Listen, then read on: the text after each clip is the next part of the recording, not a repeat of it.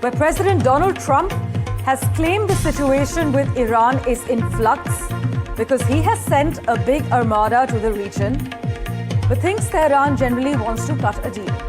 In fact, to quote the US president, he has said, "We have a big armada next to Iran, bigger than Venezuela." He's also underlined that Tehran must yield to him. Meanwhile, Iran remains defiant because gigantic posters have now propped up in the capital Tehran depicting US jets being destroyed. Why exactly is this so significant? You see, Trump came close to ordering a strike on the regime targets in Iran earlier this month over the killing of thousands of protesters.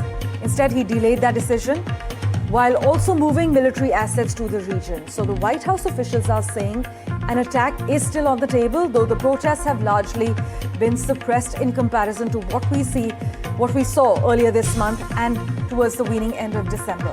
Arjun tracking the latest for us, but first listen in to Donald Trump's latest reaction.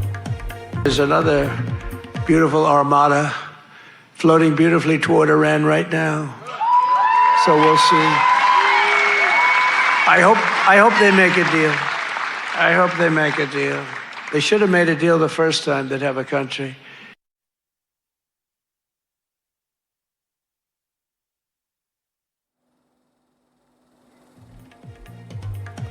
All right, Arjun's with us live from the newsroom for further clarity.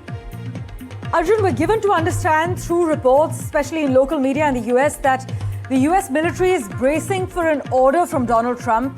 In fact, in addition to the Lincoln, we are given to understand the US military has sent more F-15, also F-35 fighter jets, more refueling tankers and additional air defense systems to the region.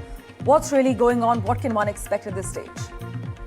Well, that's absolutely right. Now, Donald Trump, while he was making this war rhetoric, escalating this war rhetoric rather, this was leading up to his first, in fact, primary speech in Iowa. Now, Trump has reiterated his claim that a large armada is in fact headed towards Iran, and that claim has some backing here because we've seen the USS Abraham Lincoln has now entered the area of responsibility with the US Central Command in the region.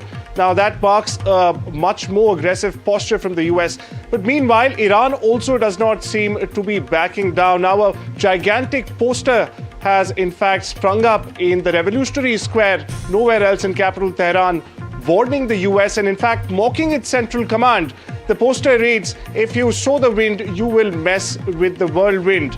Not only this, now Iran is also warning other Gulf nations that if their territory is being used in the future for mounting an attack on Tehran, they will also be considered hostile states. And a fallout of this is Saudi Arabia, we're getting to here, has become the latest Gulf nation after the likes of UAE, Qatar, Bahrain, of course, as we've seen in the last week alone, to deny their territory or to refuse their territory altogether to mount an attack on Iran. But for now, we can tell you that on one side, while the USS Armada, as Trump mentions, is in its area of responsibility with heightened awareness, Tehran also, on the other hand, is not willing to back down. Back to you.